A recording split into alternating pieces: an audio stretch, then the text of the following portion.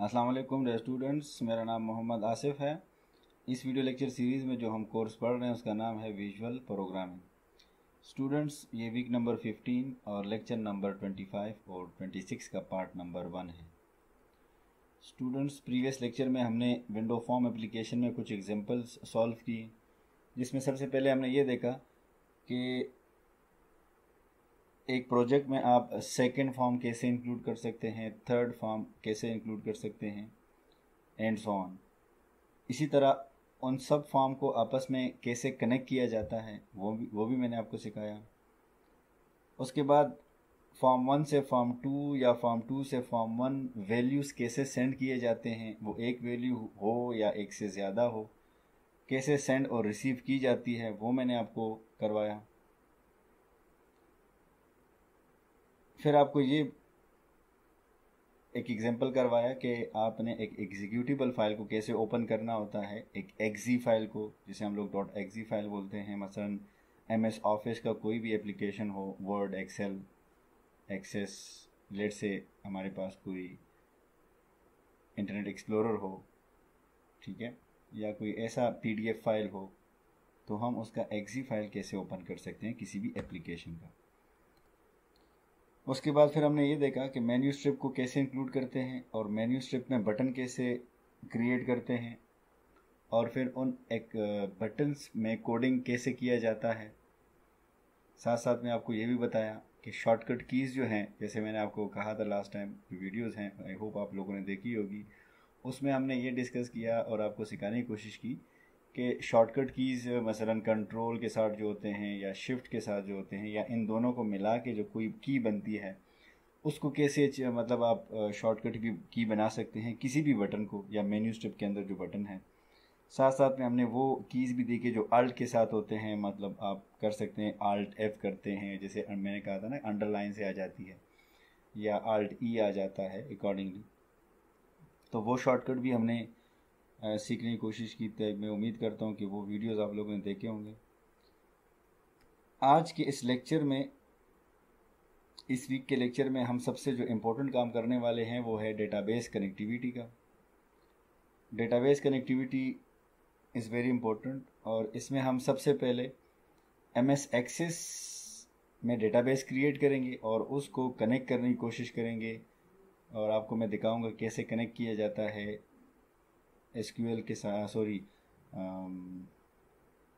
Visual studio में C# के साथ। उसके बाद इंशाल्लाह SQL को भी कनेक्ट करेंगे, लेकिन हम स्टार्ट करेंगे इंशाल्लाह MS एक्सेस से। बैकएंड पे मैं MS एक्सेस में डेटाबेस क्रिएट करेंगे, उसमें डेटाबेस के बाद टेबल क्रिएट करेंगे, वो भी आपको मैं सिखाऊंगा। उसके बाद उसको कनेक्ट करेंगे विजुअल स्टूडियो के साथ जो C# है।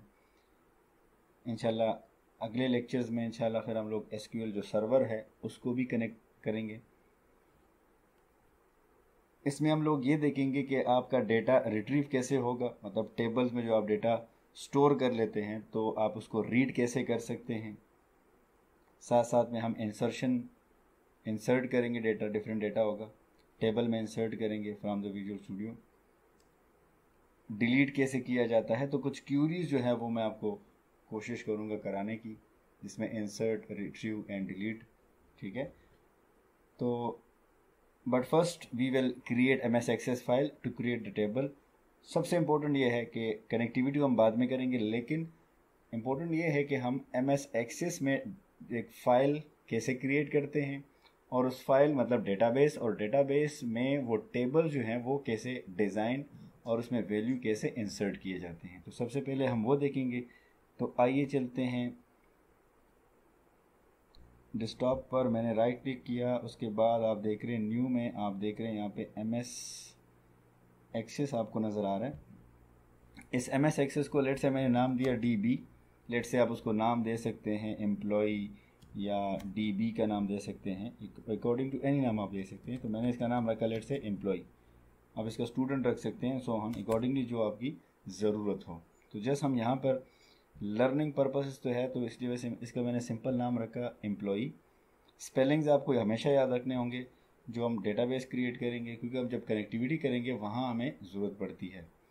दूसरा आपका जो टेबल आप क्रिएट करेंगे उस टेबल का नेम भी आप लोग देखेंगे। तो आप देख रहे हैं मैंने यहाँ पर होम से आप अगर आप क्रिएट, यहाँ पे आपको मेन्यू स्टेप पे नज़र आ रहा है, तो मेन्यू बार में आपको अगर नज़र आ रहा है क्रिएट में मैंने आपका टेबल पे क्लिक किया, टेबल मेरा जनरेट हो चुका है। अब इसके ऊपर मैं राइट क्लिक करूँगा, सबसे पहले मैं इसको डिज़ाइन करूँगा। डिज़ाइनिंग का मतलब वो मुझसे पहले डेटाबेस का जो टेबल है वो टेबल का नाम पूछ रहा है। लेट से मैंने उसका नाम रखा EMP टेबल, ठीक है। तो EMP टेबल मैंने रखा। अगेन ये स्पेलिंग्स आप लोगों ने याद रखनी है कि जो आपने स्पेलिंग यहाँ पे दी, क्योंकि आगे जाकर हमें इसकी ज़रूरत पड़ेगी।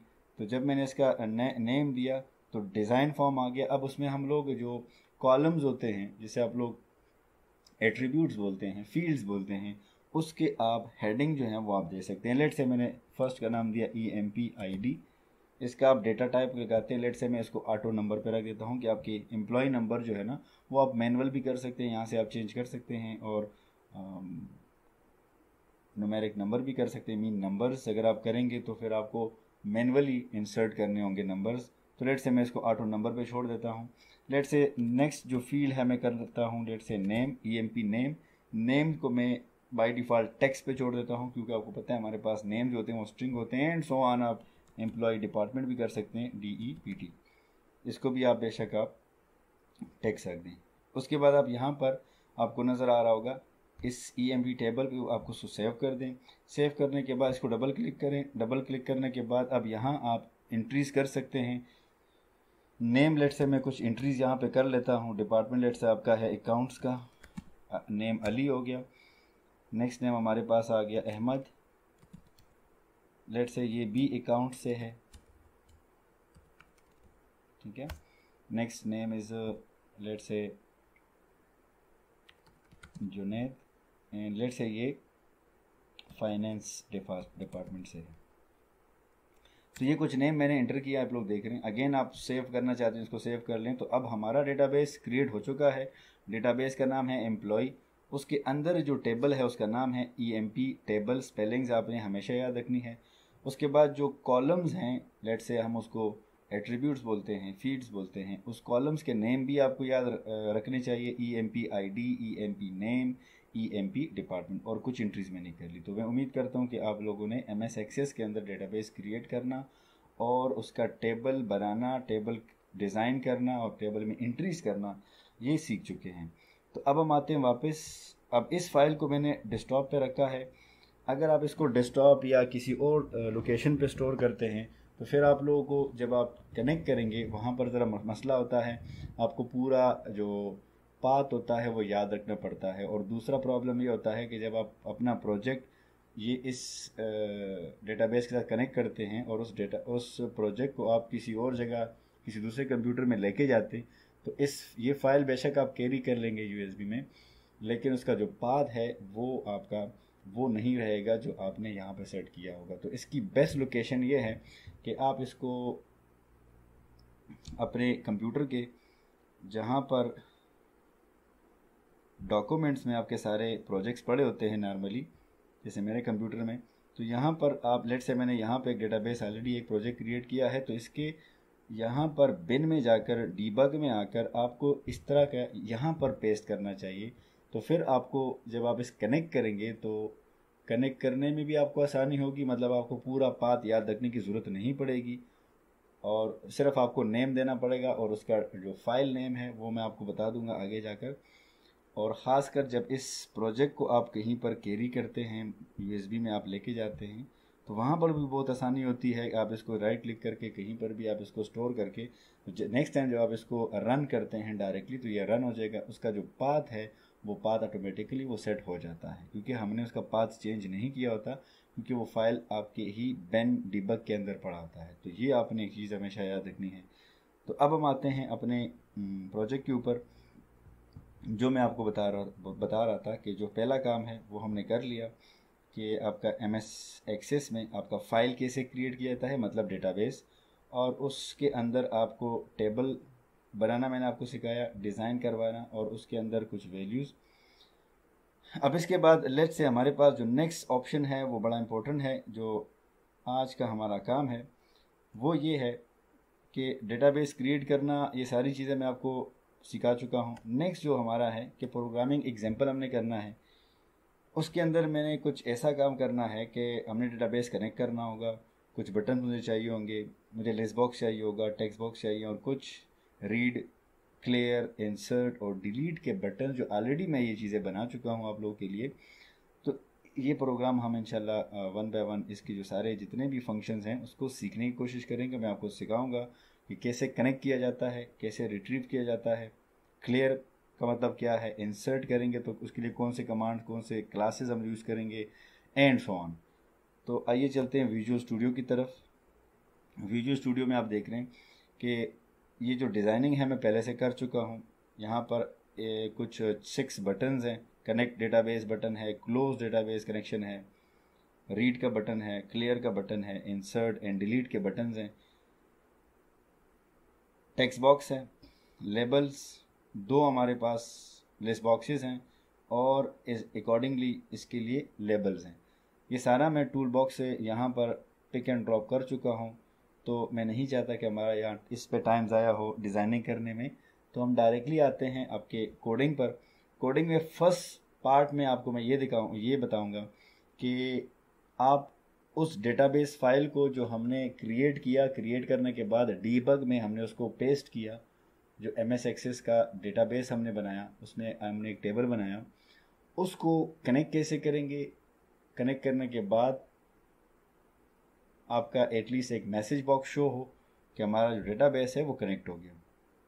तो कोडिंग में जाने से पहले मैं आपको इस प्रोजेक्ट को मैं रन करके दिखा देता हूँ। अब जैसे ये प्रोजेक्ट रन होता है तो अगर आप देख रहे हैं बाकी सारे बटन्स जो हैं वो आपके डिसेबल्ड हैं। ये मैंने इंटेंशनली इसलिए किया क्योंकि जब आपका डेटाबेस कनेक्ट नहीं होता तब तक आप उसको जाहिर सी बात है क्लोज तो नहीं कर सकते, डेटा रिट्रीव नहीं कर सकते, क्लियर, इंसर्ट और डिलीट नहीं कर सकते, क्योंकि अगर आप करते हैं तो एक्सेप्शन जो है वो क्रिएट हो जाते हैं कि आपका डेटाबेस इज़ नॉट कनेक्टेड और आप उसको रिट्रीव करने की कोशिश कर रहे हैं, आप उसको इंसर्ट उसमें कुछ करने की कोशिश कर रहे हैं या उसमें से आप कुछ डेटा डिलीट करना चाहते हैं। तो इस वजह से मैंने इसको बाय डिफ़ॉल्ट जो है ना डिसेबल कर दिए और एक बटन जो है उसको सिर्फ इनेबल कर दिया कि आप जब तक कनेक्ट नहीं करेंगे डेटाबेस को, आपकी कनेक्टिविटी जब तक नहीं होगी, आप ये बाकी सारे जितनी भी क्यूरीज़ हैं, जितने भी ऑपरेशन हैं, ये परफॉर्म नहीं कर सकते। तो इसको मैंने कैसे किया वो उसको समझते हैं, लेकिन पहले इस एग्जीक्यूटिबल फाइल को देखते हैं। लेट्स सी, जैसे ही मैं इसको कनेक्ट किया तो आप देख रहे हैं यहाँ पर एक मैसेज बॉक्स शो हुआ कि डेटाबेस इज़ जस्ट कनेक्टेड। मैंने जो फाइल बनाई थी वो फाइल इस C# के प्रोजेक्ट के साथ कनेक्ट हो चुकी है, प्रॉब्लम नहीं आ रहा। आने के बाद अगर आप देख रहे हैं तो यहाँ पर जो कनेक्शन का बटन था, जो कनेक्ट का बटन, वो ब्लैक से ग्रीन हो गया। क्लोज और बाकी सारे बटन जो हैं वो एक्टिवेटेड होगी। अब मैं कोई भी ऑपरेशन परफॉर्म कर सकता हूँ। तो बाकी वाले ऑपरेशन को फ़िलहाल मैंने नहीं देखना, फ़िलहाल मैंने ये देखना है कि ये मैंने कैसे कनेक्ट किया। ठीक है, तो लेट्स सी, ये मैं सारा कुछ दोबारा से आपको करवाता हूँ। जैसे ही मैं क्लोज़ करता हूँ सारे बटन दोबारा से डिसेबल हो जाएंगे और जब तक हम इसको कनेक्ट नहीं करेंगे तब तक ये बटन डिसेबल ही रहेंगे। ठीक है, जैसे दोबारा मैंने किया, दोबारा आपके सारे बटन्स जो हैं वो एक्टिवेटेड हो गए। सो लेट्स सी, कोडिंग पे आते हैं। आई होप आप एग्जीक्यूटिबल फाइल इस आपको समझ आ गई। तो सबसे पहले मैं फॉर्म के ऊपर राइट क्लिक कर रहा हूँ, व्यू कोड में जा रहा हूँ। तो जो इम्पोर्टेंट चीज़ है नंबर 1 कि इसके लिए मुझे कोई एक्स्ट्रा लाइब्रेरी की ज़रूरत है, तो बिल्कुल मुझे ज़रूरत है। उस लाइब्रेरी का नाम है using system dot data dot OLEDB। मैंने ऑलरेडी यहाँ पे आपको कमेंट्स में बता दिया कि library for the access data. जब भी एक्सेस डेटाबेस हम कनेक्ट करेंगे उसके लिए मुझे एक एक्स्ट्रा लाइब्रेरी की ज़रूरत पड़ेगी जो बाय डिफ़ॉल्ट नहीं होती, आपको लेके आनी पड़ती है। हमारे पास एक यहाँ पर है एक क्लास है जिसमें OLEDB, तो ओल्ड एडिशन डेटाबेस इसका मतलब है। अगर इसकी मैं थोड़ी सी प्रोनाउंसिएशन कर लूँ तो वो आपकी होती है ओल्ड एडिशन डेटाबेस। ठीक है, ये करने के बाद आपने सबसे पहले काम ये करना होगा। उसके बाद आप मैं वापस डिज़ाइन में जा रहा हूँ। डिज़ाइन में अगर आप देख रहे हैं मैंने डबल क्लिक किया कनेक्ट वाले बटन पर, तो बाकी कोड को आपने कंसंट्रेट नहीं करना। यहाँ पर आपने 2 चीज़ों को कंसंट्रेट करना है। नंबर 1, 2 क्लासेस जो हैं वो बहुत इंपॉर्टेंट होती है।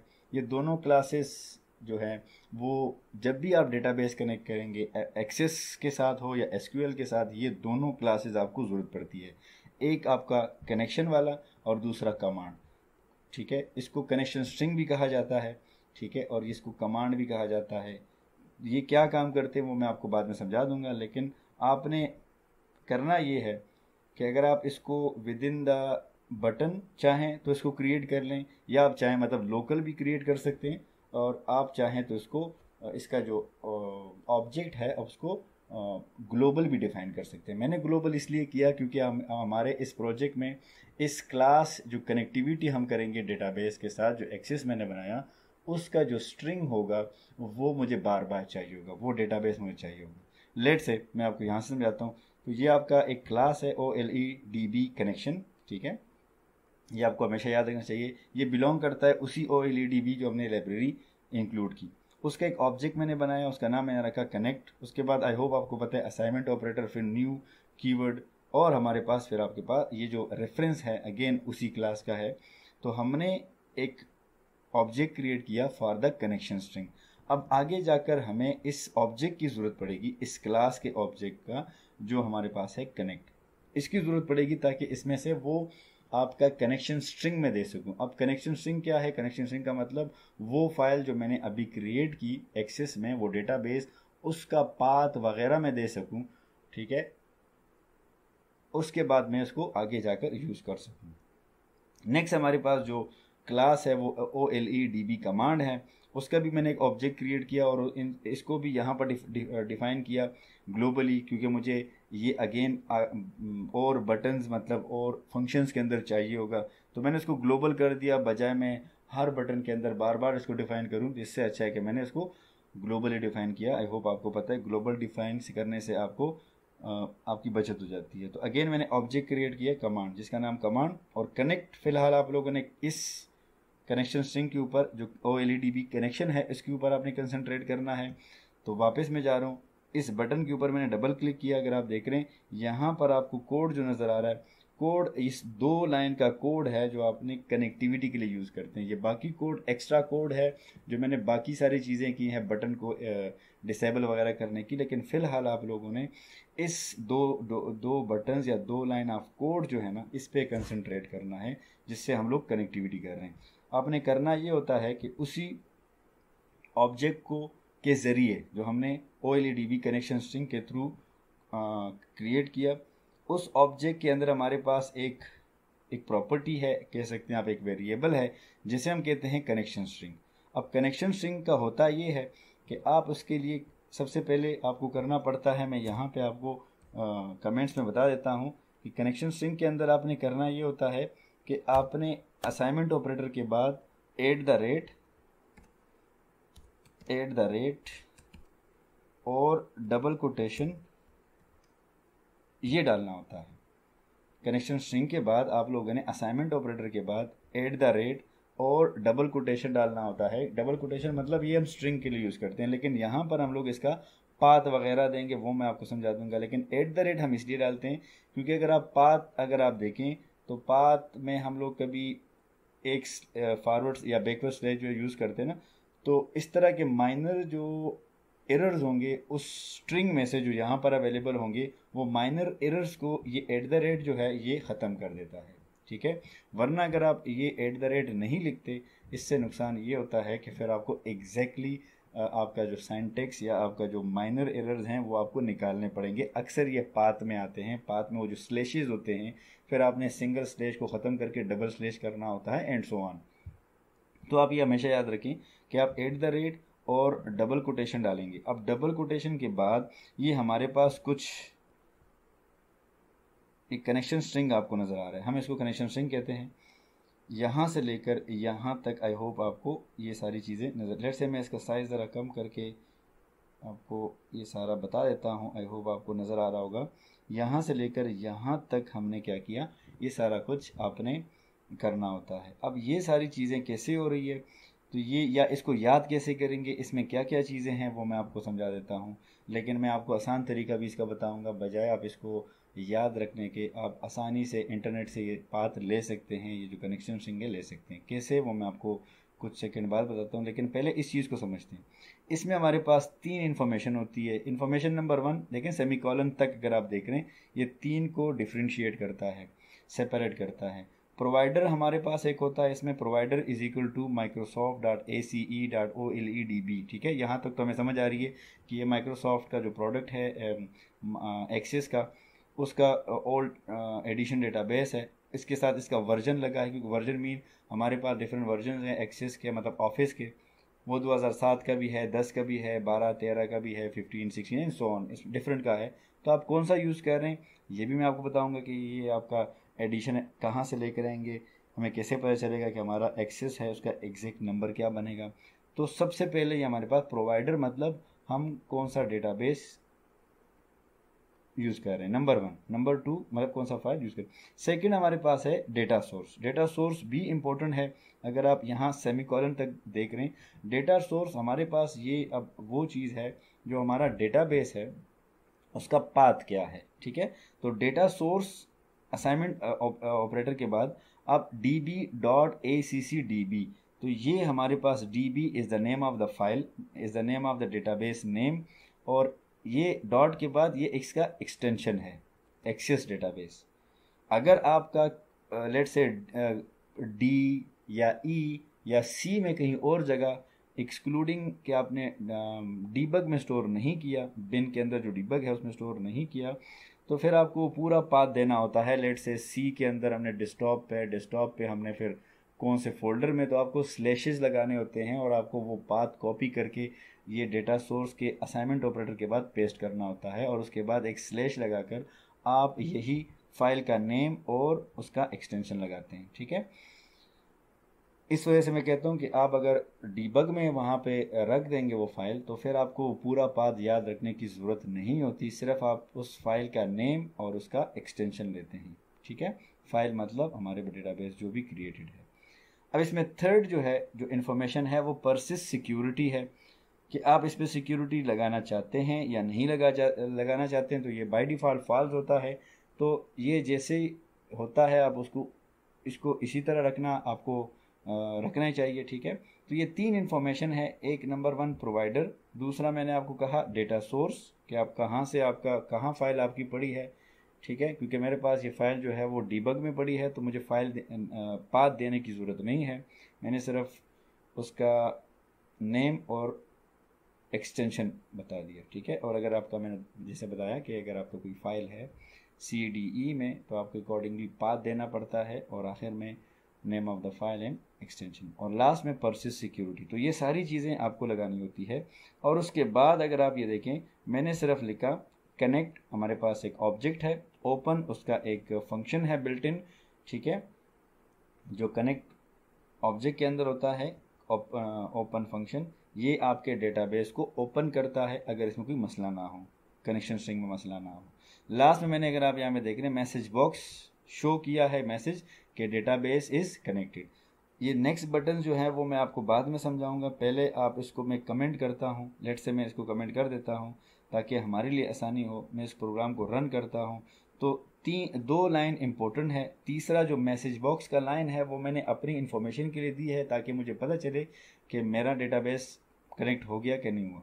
लेट से मैं इसको कनेक्ट करने की कोशिश करता हूँ, जिसमें वो कनेक्ट हो गया, कनेक्शन स्ट्रिंग में कोई प्रॉब्लम नहीं है, इस वजह से आपका यहाँ पे आ रहा है डेटाबेस इज़ कनेक्टेड। तो इसको मैंने ओके करके, it mean now database can be used. Clear? ठीक है, अब यहाँ पर कुछ चीज़ें ऐसी है जो मैंने कमेंट कर दी थी, मैं इसको दोबारा से अनकमेंट कर देता हूँ। ठीक है, अब यहाँ पर मैंने सिंपल कोडिंग की है कि बटन 1, लेट से यहाँ पर हमारे पास डिफरेंट बटन्स हैं, ये मैं आपको प्रॉपर्टीज़ ओपन कर देता हूँ।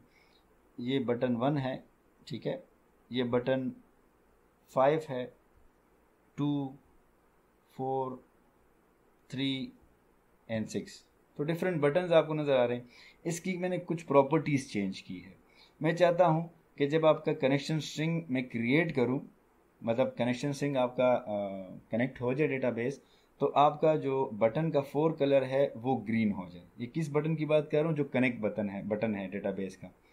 साथ साथ मैं चाहता हूँ कि बटन 5 जो है, क्लोज वाला जो बटन है, उसका जो कलर है वो रेड हो जाए। इसका मतलब ये है कि मैं कनेक्टेड हूँ, तो वो ग्रीन हो जाएगा, जो कनेक्टेड नहीं मतलब वो जो क्लोज करना चाहते हैं तो वो रेड हो जाएगा। फिर मैंने बहुत सारे बटन जो हैं वो डिसेबल किए थे। तो जैसे ही आपका क्या कहते हैं, आपका जब आपका कनेक्शन स्ट्रिंग सही से कनेक्ट हो जाए, मतलब फाइल आपका कनेक्ट हो जाए, डेटाबेस कनेक्ट हो जाए, जब आपके पास मैसेज बॉक्स आ जाए, उसके बाद मैं चाहता हूँ कि वो जो बटन्स हैं थे जिसको मैंने डिसेबल किया था, मतलब enable is equal to false किया था, वो कहाँ फॉल्स किया था वो मैं आपको बता दूंगा, उसको मैं ट्रू कर रहा हूँ। उन सब बटन्स को मैं ट्रू इसलिए कर रहा हूँ कि अब वो इनेबल हो जाए। तो जैसे ही आप देखते हैं मैं उसको रन करता हूँ प्रोग्राम को, और जैसे ही मैं कनेक्ट करता हूँ तो ये देखें ये डेटाबेस कनेक्ट हो गया। अब इसके बाद जो बाकी कोड है कि बटन 1 का लेबल जो है वो चेंज हो गया, वो ग्रीन हो गया, पहले ब्लैक था। क्लोज बटन एक तो इनेबल हो गया, दूसरा उसका जो कलर था 4 कलर वो मैंने चेंज किया, साथ साथ ये बाकी सारे बटन जो है वो इनेबल हो गए। ठीक है, ये मैंने अभी तक किया। तो आई होप, मैं उम्मीद करता हूँ कि अभी तक इस लेक्चर की आपको समझ आ रही है। मैंने यहाँ पर डेटाबेस क्रिएट करने की कोशिश की, फिर आपको डेटाबेस को कनेक्ट करने के लिए बताया कि आप क्या कर सकते हैं, और आखिर में जो इम्पोर्टेंट चीज़ है मैं बताना चाहता हूँ कि ये जो आपका यहाँ पर ये कनेक्शन स्ट्रिंग आप कैसे याद रखेंगे। तो याद रखने की ज़रूरत नहीं है, मैं आपको आसानी से बता देता हूँ यहाँ पर कि आप यहाँ पर आते हैं, आप जल्दी से गूगल में आते हैं, गूगल में लिखते हैं कनेक्शन स्ट्रिंग। जैसे ही आपने लिखा कनेक्शन स्ट्रिंग, इंटरनेट की कनेक्टिविटी आपको चाहिए होगी, आपको फर्स्ट लिंक मिलता है, पहला लिंक। आप यहाँ से भी जा सकते हैं, एक्सेस से भी जा सकते हैं, एसक्यूएल पे बाद में जाएंगे, एक्सेस से भी जा सकते हैं, लेकिन लेट्स सी इसके पूरे वेबसाइट में चले जाते हैं। जैसे ही आप वेबसाइट ओपन करते हैं तो यहाँ पर आपको नज़र आ रहा है कि एक्सेस का कोई फाइल पड़ा होगा। लेट्स से एक्सेस, ये देखें एक्सेस पड़ा है, मैंने एक्सेस पे सिंगल क्लिक किया। उसके बाद ये डिफरेंट वर्जन्स हैं, लेकिन मैं यहाँ पर क्लिक करने से बेहतर है कि मैं यहाँ पर चेक कर सकूँ। ये डिफरेंट वर्जन है, 2003 की जो कनेक्शन स्ट्रिंग है, 2010 का है, 7.3, ये different version of the access हैं। तो अब पहले आपको ये पता होना चाहिए कि आपके पास एक्सेस कौन सा है, एमएस एक्सेस।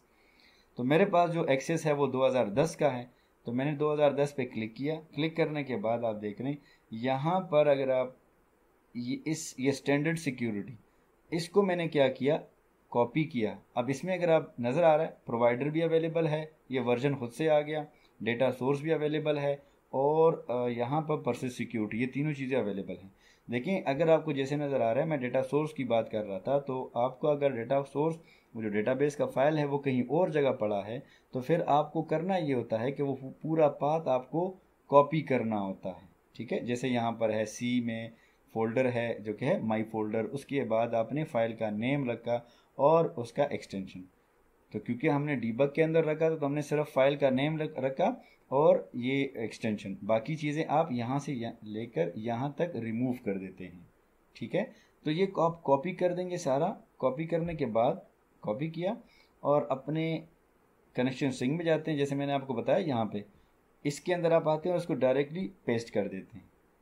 ठीक है, तो ये आपका, और आप अपने यहाँ से अकॉर्डिंगली वो पाथ जो है डेटा सोर्स का, वो आपका जो एग्जैक्ट पाथ है वो निकाल सकते हैं। ठीक है, लेट्स सी मैं अगर यहाँ पर मेरे पास कोई फाइल पड़ी है, ये पड़ी है, इसका पाथ कैसे निकालते हैं, आप इसके ऊपर राइट क्लिक करें, राइट क्लिक करने के बाद प्रॉपर्टीज़ में आते हैं। प्रॉपर्टीज़ में अगर आप देख रहे हैं यहाँ पर ये पाथ अवेलेबल है, ये इसका पाथ है। ठीक है, ये इसका पाथ हो गया। फिर आपके बाद इसको, चलो मैं इसको कॉपी करके वहाँ कमेंट में कर रहा हूँ ऑलरेडी। तो डेटा सोर्स के बाद इसको मैंने यहाँ पे पेस्ट किया, कंट्रोल वी। जैसे ही कंट्रोल वी किया, अब वो कह रहे फाइल का नेम क्या है। तो फाइल का नेम हमारा, लास्ट टाइम मैंने इसको किया था, लेट से फाइल का नेम आपको सामने नज़र आ रहा है एम्प्लॉई, लेकिन खैर मैं यहाँ से फिर भी कॉपी कर लेता हूँ, कंट्रोल सी, और यहाँ पर ऑलरेडी मैं सेलेक्ट कर चुका हूँ तो कंट्रोल वी। तो वो क्या करे, employee.accdb। तो ये आपका कनेक्शन स्ट्रिंग बन जाता है, और उसके बाद फिर आपने कोड लिखना होता है connect.open।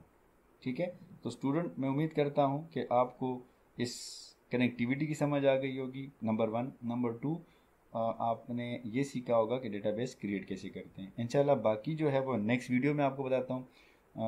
थैंक यू, अल्लाह हाफिज़।